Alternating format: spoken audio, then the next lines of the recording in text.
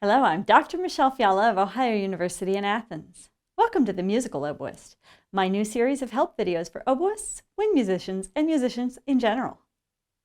Often when I give a masterclass, I half-jokingly call my class silly things you can do that help you play the oboe. The first one is to get a balloon to demonstrate proper support. They don't have to be as small as this balloon, but I've been doing water balloons with my 4-year-old, so these are what I had. You can have a regular size balloon. But this demonstration, I think, maybe came from bassoonist George Sakakini, but it's a great demonstration of support. So you blow into the balloon just until the rubber gets taut, but before it stretches. And you feel the engagement in your abdominal muscles. And then you play a note on your instrument and you see if you get that same feeling of engagement in your abdominal muscles.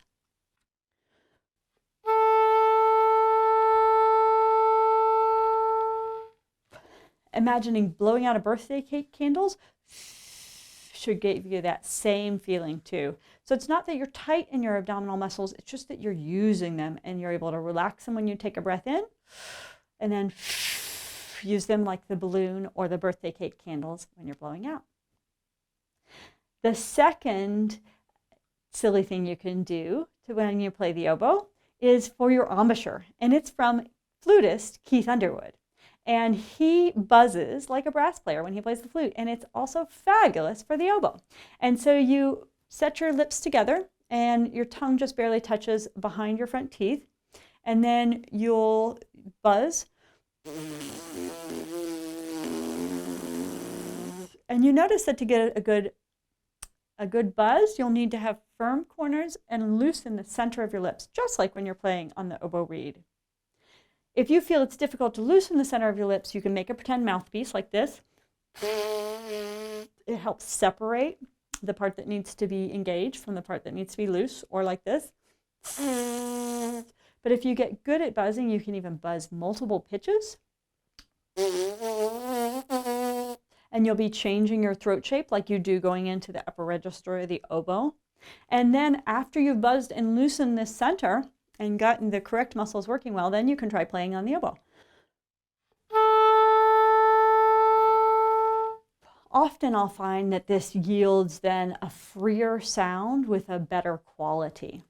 And you can always go around in your car buzzing. You can buzz in the shower. You can buzz in the hallway. You can buzz anytime you want personal space and get people back from you.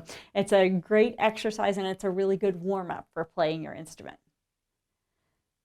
The third one is monkey position. This one comes from Alexander technique, which I studied for a lot of years.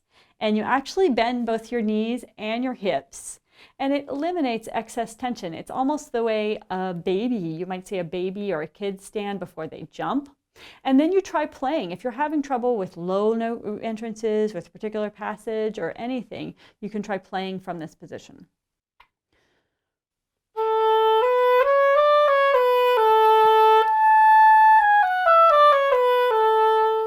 And then you stand back up and you try to maintain that same lack of tension and that same alignment.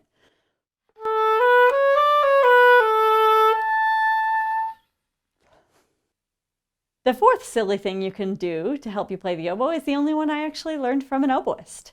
And it's laughing to help your vibrato. It's from Jan Eberly, who has a lot of different types of vibrato she talks about.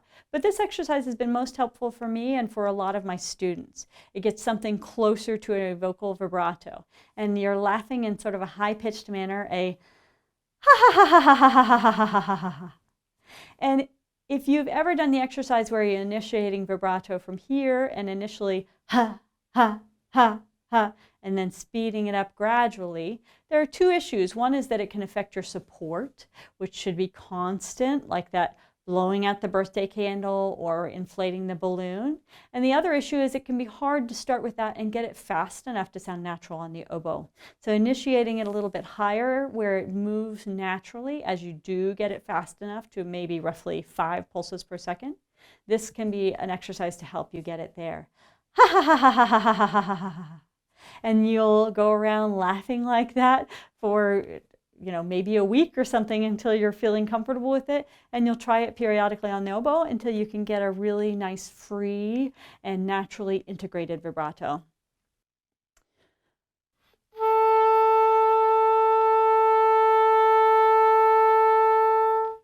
And you want to aim for a vibrato that's within the core of your sound. If you ever need a visual representation, I think that the app Tunable has a wonderful visual representation. You get the screen to turn green when you're playing your note in tune, and the little white line shows this wonderful visual representation of vibrato within the core of your sound. So thank you for joining me today. And I hope to see you in future videos. And please let me know how you're putting these techniques into your practice.